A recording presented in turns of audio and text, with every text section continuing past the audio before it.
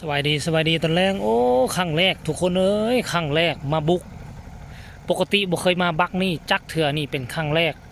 ห่างจากเฮือนเฮา13กิโลนี่มีร้านอาหารพร้อมอยู่นี่โอ้คักเลยอยู่นี่เขตนี่เขาเอิ้นว่าบ้านหนองสองห้องนะบ้านหนองสองห้องนี่นะทุกคนบักกำลังข้ามมา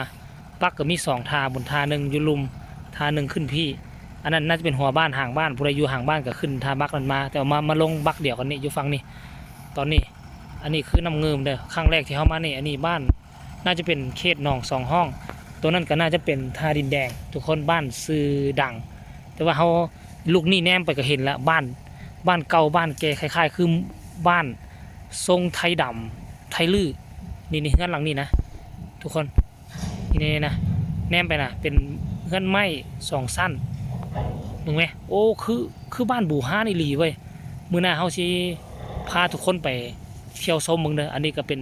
เฮือนสไตล์ใหม่และในประมาณ50 ปีหลังมักให้แล้วนี่แต่ว่าตัวนี้ระดับ80-100 ปีเป็นเฮือนไม้ยกพื้นสูงทุกคนเลยนี่มานี่สิมาหรือบ่มาโอ้เขาเจ้าตึกเบ็ดทั้งลุมนี่ก็น่าจะคักอยู่เขาจะเอาก้อนหินเป็นเสาหินมาวางลงนะเพื่อกันน้ำเซาะเนาะคนก็มาหลายโอ้นี่อยู่นี่มีโรงงานมันมีโรงงานใหญ่อยู่เทิงนี่คนในโรงงานใหญ่นะเดี๋ยวทัดจากนี้ไปนิดนึงก็เป็นอนาเขาอย่างเกาะเกษตรเกษตรอย่างเกาะหน้าบงนะทุกคนเลย2 คนหมู่ของเฉพาะกับพากันนั้นพากันหาฟืน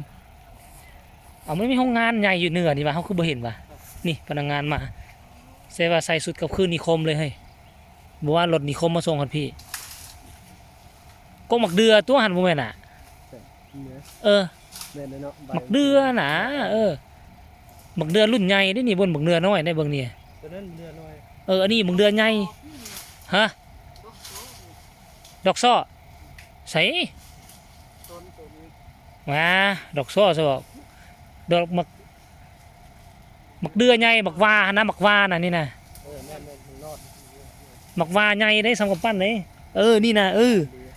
แม่นหมักซ้อใส่สิใบใหญ่บัดนี้ดอกซ้อ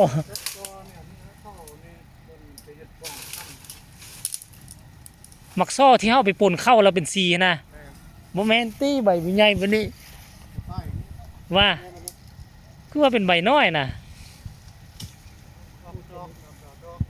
อ๋อสมเจ้าเบิ่งนะเบิ่งพนักงานมาได้ใส่พุ่นนะเบิ่งสุดนี่คือสุดมาจากนิคมนะน่าจะเป็นบ้านเขาเจ้าอยู่พี่แล้วมันรถนิคมมาส่งบอกว่ารถนิคมมีการรับส่งคนงานเนี่ยบ่คิดว่านิคมจะมาส่งฮอตไก่บัดนี้ได้ย่อคนเลย